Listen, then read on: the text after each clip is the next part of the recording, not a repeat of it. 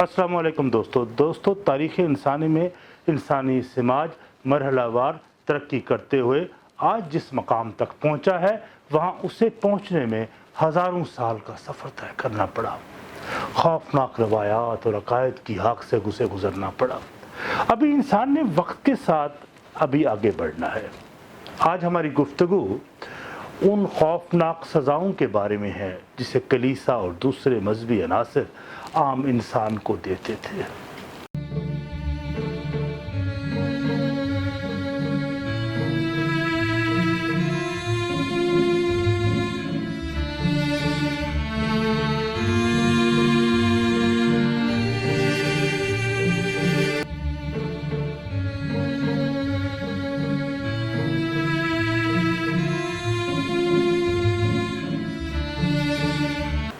जिनका तसव्वुर भी हम आज करते हैं तो हमारी रूह कांप जाती है।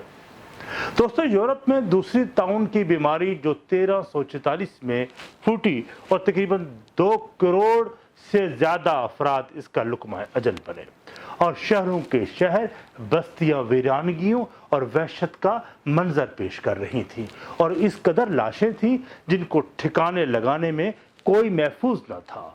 ऐसे अहले यूरोप ब्लैक डेथ के नाम से याद करते हैं। इससे पहले 7वीं सदी ईस्वी में ताउन की बीमारी आई। ये वबा थी जिससे यूरोप की आबादी का 40% हिस्सा दुनिया से मादूम हो गया, ख़त्म हो गया।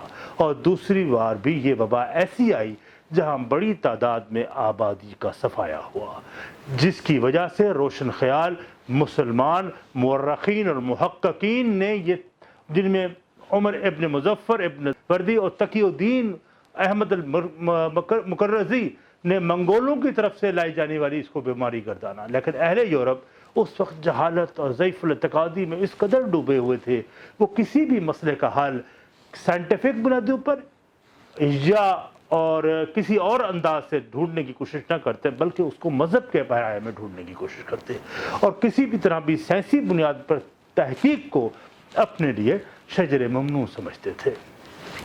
ताउन की वबा ने जब शिद्दत इख्तियार की तो लोगों इस मदावे के लिए ताकि इससे बचा जा सके गिरजा घरों में इबादत गाहों का रुख करने लगे।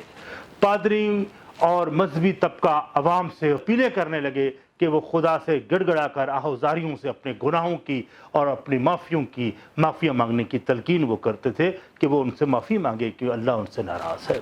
और उस वक्त अहले यूरोप हर बीमारी और मुश्किल को शामत आमाल समझते थे। इटली फ्लोरेंस में ताकतवर मजहबी तबके ने इस वबा को वहाँ जिनसी बेरारवही गर्दानते हुए दावा किया कि ये वबा खुदा की नाराज़गी की वजह से बर्पा हुई है, क्योंकि यूरोप में लवातत में कुछ नौजवान मुलव्वस हैं जिस पर खुदा गज़बनाक है, उसने उसकी सज़ा आम आवाम को दी है।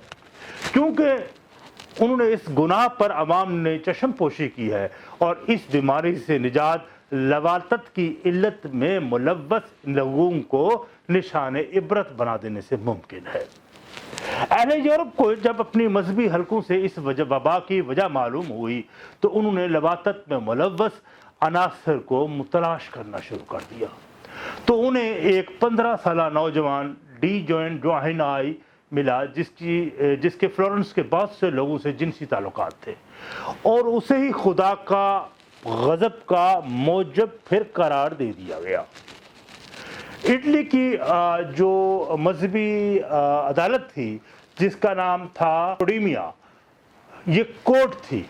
याद रहे कि ये अदालत सिविल और मजहबी तबके पर मुश्तमिल एक अदालत थी जहाँ लोगों को इखलाकी नौयत की जराइम पर सजाएं दी जाती थी।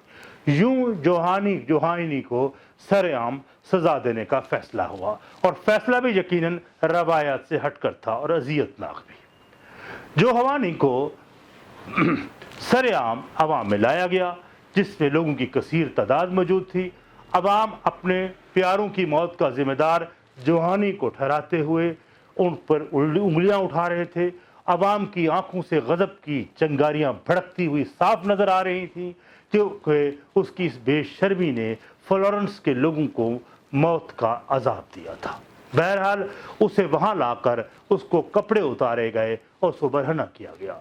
پھر ایک لوہے کے راڈ کو آگ پر خوب گرم کیا گیا اور جب راڈ تپ کر سرخ ہو گیا تو وہ اس کے ریکٹم میں گھسیٹ دیا اور اس کی موت تڑپ تڑپ کر ہوئی۔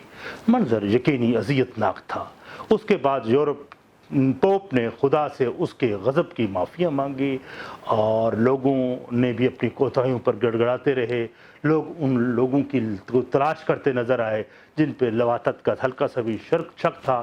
بہرحال موت کی سزا کا یہ انوکھا انداز یقینی خوفناک تھا اور اس طرح وباؤں، جنگوں اور مسائل سے نجات دینے کے لیے تاریخ میں درج ہے کہ معصوم کنواریاں لڑکیاں بھی دیوتاؤں کے بھیٹ چڑھائی جاتی تھیں۔